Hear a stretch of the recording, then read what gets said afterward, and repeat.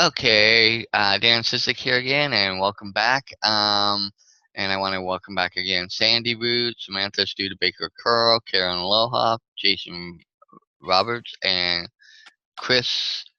Oh my God, Chris's last name just escaped me. Ah, sorry, Chris. Um, but we're jumping back on, and so if anybody wants to throw out a few more thoughts on this, because we have about another 20 minutes still of actual time if everybody's willing to stay on. If not, um, you know, I know everybody's busy, so any more thoughts or anybody else want to chime in? We haven't heard from Jason yet, and Hey, good morning. Good morning. Can you hear me, guys? yep. Hey, I've been listening and reading over the Tao and verse 80, and yeah, I really appreciate what you all are saying. Um, this verse, it kind of kind of steps us back to, just trying to be simple and balanced, doesn't it? I mean, I kind of it made me think for a second as we're getting close to the end of the book. It might be good to take a weekend and maybe we all come back with like our favorite verses, Um, but I really, I can really appreciate what you're all talking about. How important it is to connect with people and on a daily basis, and how we all seem to, we actually crave the connection. Um, but then at the same time, with all this technology, we seem to be immersed in that, right? And it kind of dawned on me that that I think it comes from. I think one of the reasons for that, anyways, might be because we're all looking to make that connection, but we realize that there's a vulnerability in being out there, or we see it in a way that you know maybe we'd like that connection, but we'd like it from a safe vantage point, and so you know we're getting so much of the best of both worlds right now with the technology of being able to do reach out to just about anyone in the world and do it from kind of a safe place with all these new apps. I don't know that we all quite know what to do with it. We when we're before we're craving it, we don't know how to get the interaction, and then over the past decade or even some few years, for some apps, we've been able to communicate in ways and connect in ways we've never been able to. We live in an amazing time, and it's brought us together, and I'm just so thankful for that. And with all the things that we're learning in the book, I feel like Sandy, I felt like she was talking about the growth she's been experiencing, and I feel that as well. What about you guys? It's so good to see you. Good morning, Chris. Good morning, Christopher. Good morning, Dan, Sandy, Karen, Samantha. That kid was so cute. Sounded so cute. It's great to be here. Thanks for the time. Oh, no problem. Anybody else have any more thoughts or anything It's that? it's Uh, always so good to have Jason with us, and I don't really feel like we have Jason with us. I feel like we have his bathrobe. We all decided last time that we'll get bathrobes like you, and we'll all sit in our bathrobes. I know I'd enjoy that. That's very comfortable. Well, Sandy was talking about lying on the sofa and looking at the wall and following her cat. And it made me think how much I appreciate a practice that I've been developing from Napoleon Hill. You know, I remember a time that I heard a podcast, a radio blog deal, whatever, something where the person who operated that had been online for years. And the person that he was talking with, they were talking about, something that he thought was really great. And he made an offhand remark about how, there was this book, Think and Grow Rich, and did anybody really think you could just think and grow rich? And I thought, wow, I don't think I'd want to be him, putting that out there to, people for years and years and years, realizing he doesn't have a clue what he's talking about, because it's like a lot of things that we read. If we skip over the exercises, if we never utilize the practices, we're simply not going to get the benefits. And one of the practices that I think a lot of people don't utilize from Think and Grow Rich, I didn't for a number of years, is what I call my 30 minutes. He talks about it in terms of 30 minutes with your future self. I just leave it at 30 minutes because sometimes I'm really not visiting with my future self. Sometimes I'm having a good little talk with the person, at the time, and working on using some of the things that I've learned. To yesterday, I realized, bottom line, what I'm trying to do is bring up my vibrational frequencies and not be so ready to fall into bad habits of, the lower emotions, the negative emotions. They seem to be, I forget who it was I was listening to yesterday that said, it's interesting how you can have 10 wonderful things happen in a day, and you can have one bad thing happen in a day. And what you focus on is the bad thing that happened in the day. And I thought, isn't that insane? Oh, I know, it was Joe Dispenza talking about that. And he says we do that because we're still so survival oriented. We still have that fight or flight. We still have that, ready to jump on the other side of the track so we don't get run over. We just, it's kind of like going out and meeting the neighbors. What's behind that door? Do you really want to find out? I'll tell you what, they don't want to find out what's behind this door after we've had a year's worth of poopies in the house. So I just want to share that because I consider it, in a way, meditating for me. It's kind of like the doodling that Sandy was talking about. I start talking to myself, and I start looking at the ceiling, and I start trying to pull my ideas and my thoughts from hither and yon. And next thing I know, I have realized something that I wouldn't have gotten any other way. And I think that's what we're looking for, is more of those kinds of things where we can really connect with the oneness that we all are. Sometimes you're thinking about someone, and you're thinking about the importance of feeling compassion and love for a person, and it allows you to connect in with your heart, and for your heart to talk to you, for your heart to tell you things. The heart is really a stronger brain than the brain.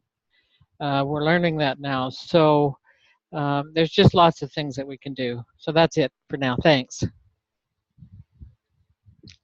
That's some of what you were saying, Karen. I kind of, I'm in a different way. I like to doodle. There are times where I sit and doodle, but I have I draw just wherever the pen goes. I just kind of let it go and whatever, and I get just nothing. But I sometimes can see some things in the nothing. But I also love having music. Music kind of is my connection for where if I can just sit and just listen and be doing whatever I'm doing, relaxing or whatever, and just listening to music, that's where I think I get most of my communicative things. And I've said that before, but I wanted to touch back on that. You know, it in the verse, is interesting how it's just kind of like how they were just talking how they were content with what they had and what they were able to produce, what they were able to do, and if they were able to do more, it seemed like they probably did do more, but at the same point, um, as long as they had enough, you know, for their needs and for what they were content is the best word I can come up with.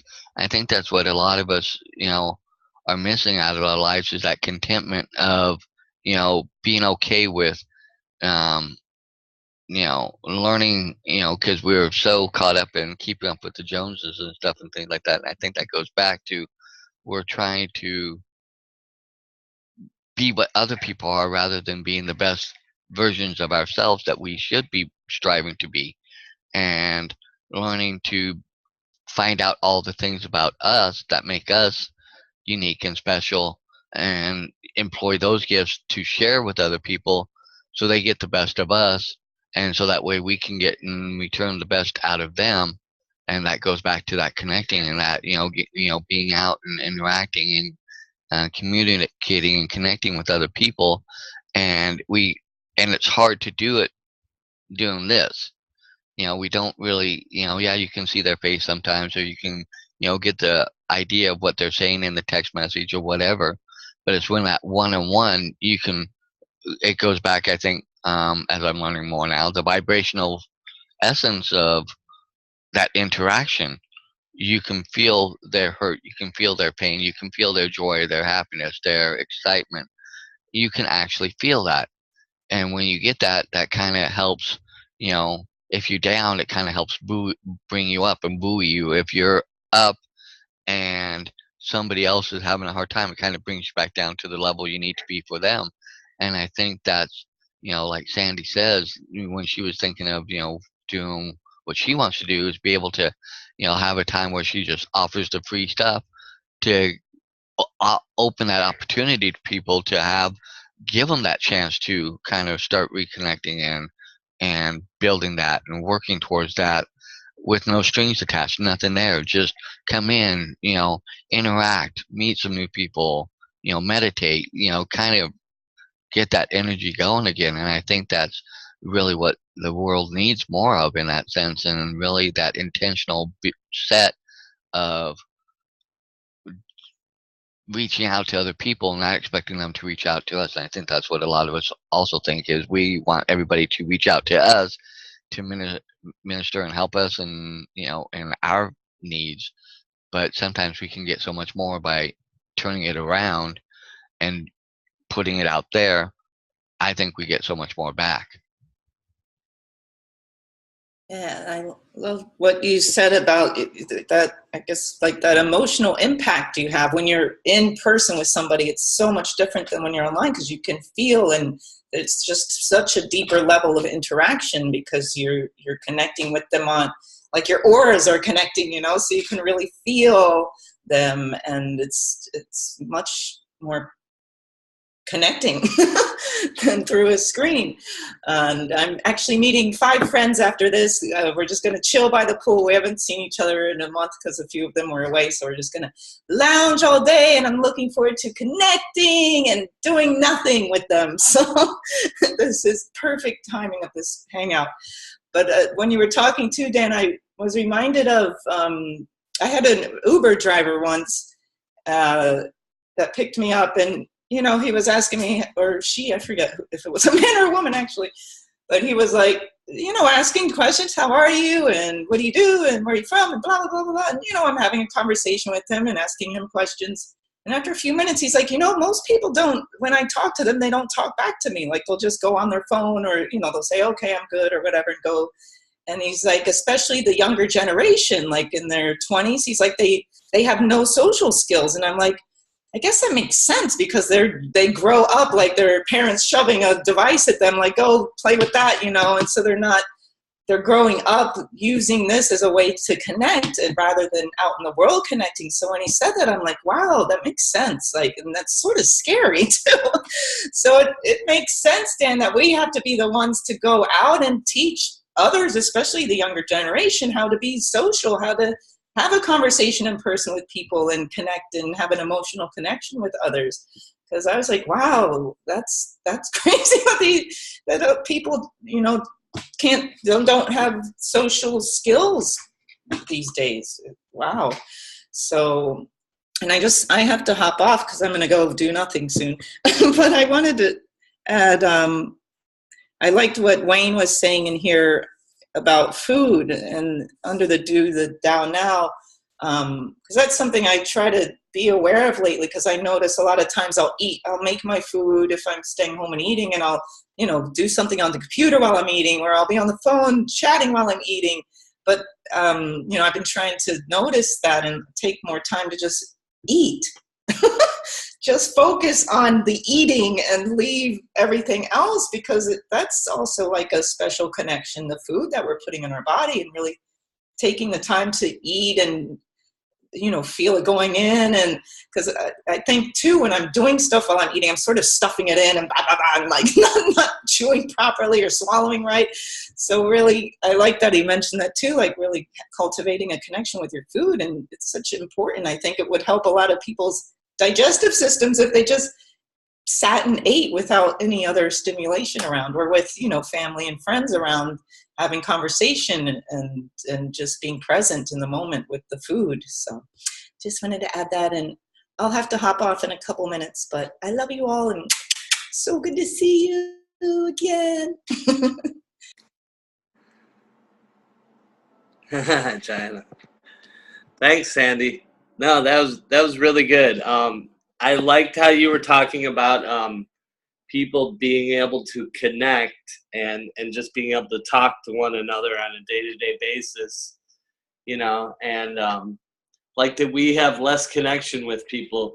And I it's kind of interesting, like, yeah, you said people are on their devices, like even more so the younger generation, but it even goes up to like some older people too are also on their devices all the time now. So it's like interesting, and it's kind of like it's a question of like where we've come like socially. Like, are we like really not able to just like interact with one another, you know?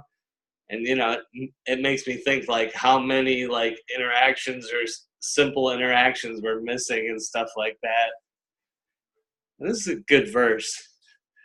Let me read the verse once more. Imagine a small country with few people. They have weapons and do not employ them.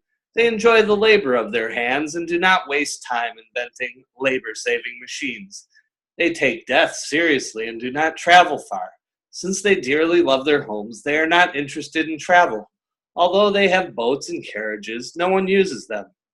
They are content with healthy food, pleased with useful clothing, satisfied with snug homes, and protective of their way of life. Although they live within sight of their neighbors and crowing cocks and barking dogs can be heard across the way, they leave each other in peace while they grow old and die.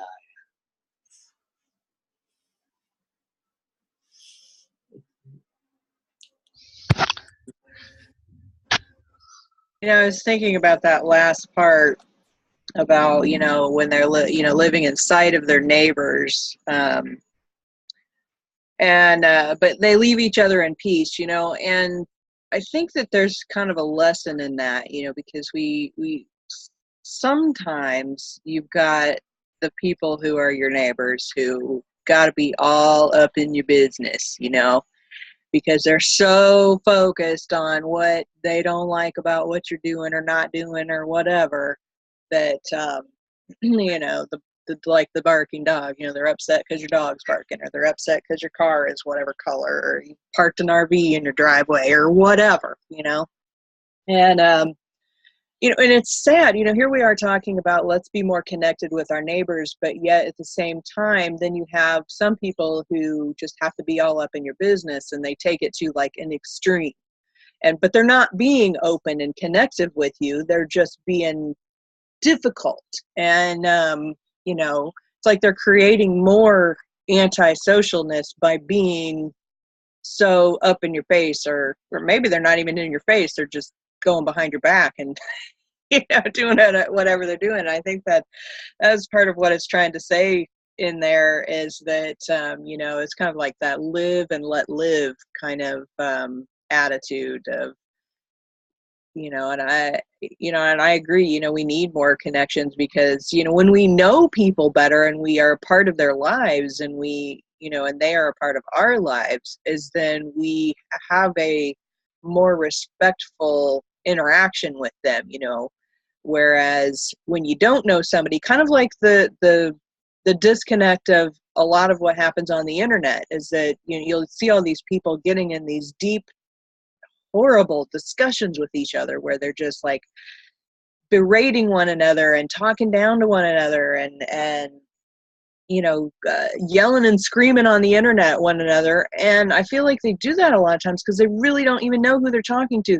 It's kind of like this thought that, oh, you're not even really a real person, so I can say anything I want to you and it doesn't matter. But yet, if we were actual friends in physical life, that they would never say that to somebody's face, right?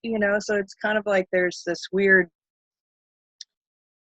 I don't know, disconnect with in a lot of ways, or I don't know. It's interesting because in some ways the internet connects us so much with so many more people that we would never otherwise connect with, and yet at the same time it's disconnective because you're not actually having as genuine of interactions with these people that you lightly know or you don't really even know. I think it can go both ways, because like with us, we would have never met if we hadn't been on the internet interacting with people on the internet, but we see each other online and we know, okay, that's a real person over there. It's not just this random picture. And, we know how to connect with one another online and create genuine relationships. And, but I think there's also that aspect that probably the people who have a difficult time interacting with people in person are the same ones that are having all this turmoil online too. So I don't know. Again, I keep going back to this whole, we need to be teaching our kids better things when they're young so that they know how to interact with one another, so that they know how to create their own happiness and realize that, it's not everything outside of you and everyone else that makes you happy. It's you. You're the only one in the universe that can make you happy. And if you can teach kids that, then they're going to grow up much more confident. They're going to grow up happier. They're not going to have depression issues. They're not going to have these social interaction problems. And, it's just some basic things that I feel like we can teach our kids that kids are not learning at all right now. Not in any way. It doesn't seem like. Some people are, obviously. We're raising our grandchildren and I've raised my kids to, at least be able to have genuine relationships with each other, but better life skills. But so much of the time you just, anyway, that's my thoughts for today. Or for this part of the verse. I know we're coming up on the overall like an hour's time of what we normally do, so I'm going to throw the one last thing out, and I'll throw it out to everybody to get final thoughts and stuff so we can wrap this up and let everybody get on with their day. I also want to add a point to that because, like you were saying, if we start with when kids are little, because doctors and therapists and all them out there say that most kids have their basic patterns imprint and how they formulate things and do things and whatever by about age 5 or 6, give or take. And so if you can get those things kind of implanted and built up and into them by as they're growing up to that, then you're giving them those skills that will be with them for the rest of their life. But if you wait until they're older, or not saying people can't learn, it's just harder to unlearn what's so innate in people's you know makeup that has already been established. So in that, I think that's a good point that Samantha brings out. But so with that, I'm going to throw it out to everybody, give last thoughts and stuff, so we can wrap this up and let everybody get on with their day. Yeah, I can appreciate that, Dan. Thank you. Um, this verse, verse 80 of the Tao Te Ching, it reminded me, and what you guys are saying reminded me of how we're disconnected, and some of us have a difficult time communicating, and that is kind of what this mastermind is all about, is getting the right mindset so that you can interact with others and handle any real situation in your life, right, that comes along. You can hopefully learn to be able to switch into the right mindset, or carry that right mindset throughout the day to help kind of just help you ease your way through the day and ease your way through life, a little bit better. And this verse 80, as it's talking, I appreciate you rereading the verse, Chris. Very nice, very well read. I appreciate it. The verse itself, speaks of this small country or small village that's kind of out there on its own, and it has weapons, but it doesn't use them. It appreciates the things that it has. It values life because it takes death seriously. These are some things that we have definitely kind of disconnected with, I think, as Karen was mentioning earlier. And it made me think, we're living in these days of amazing technology, and we still have some difficulty communicating. Yet there are what I read to be over, around 100 undiscovered tribes out there in the world that they don't even know of the existence of any other people. They live just with the means that they have, and the very little necessities that they have, and they've got to find the happiness. They find the connection there. My friend was talking about how at work he's having to deal with the chaos of the work environment. I think Dan was mentioning earlier how it's so nice to come home to a quiet house, and we can appreciate those things. And we have so much to be grateful for if we take the moment to sit down and reflect upon it. My friend was mentioning how it was difficult for him during work, because people, I think everybody's had that time where people are asking a lot of simple questions that they should know, and maybe you get a little aggravated, and you're like, I told them, we have so many grateful things to be grateful for, that if we're in the right mindset, those types of things shouldn't bother us.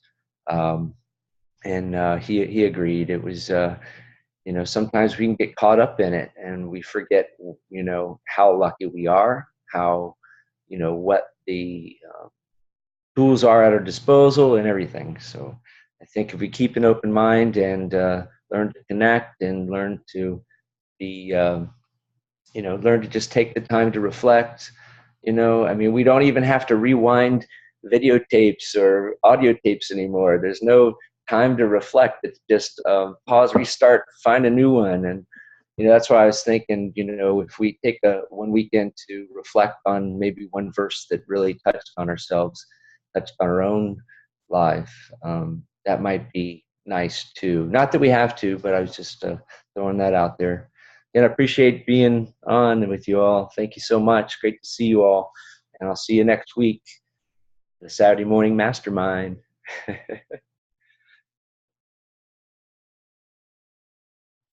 Anybody Cool. else? Oh, Yeah, go yeah. ahead. Cool. Thanks a lot, Jason. Thanks, everybody. Thanks for letting me be here and sharing our Saturday morning mastermind. It was really nice to be here, and I enjoyed hearing everybody's thoughts. And we shared a lot of nice insights today, so I'm grateful. Thanks a lot. Have a wonderful week, everybody. Love y'all. Anybody else?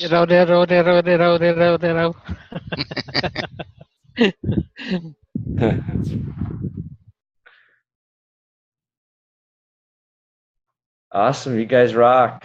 Thanks, Dan, for hosting. Well, Sandy, anything else from you? Or if not, Karen, from you? Now I'm just gonna go do nothing with my friends. Yay! Got my bikini on. I'm ready. I'm so jelly. Okay, so with that, I'm going to wrap it up. As always, please connect with us on. You can find us on Facebook at our Facebook page. You can find us on Google. Um, find the links to us on those respective pages for the Saturday Morning Mastermind. We're here every Saturday, 10 a.m. Eastern Time, 7 a.m. my time because I'm in Las Vegas, Nevada.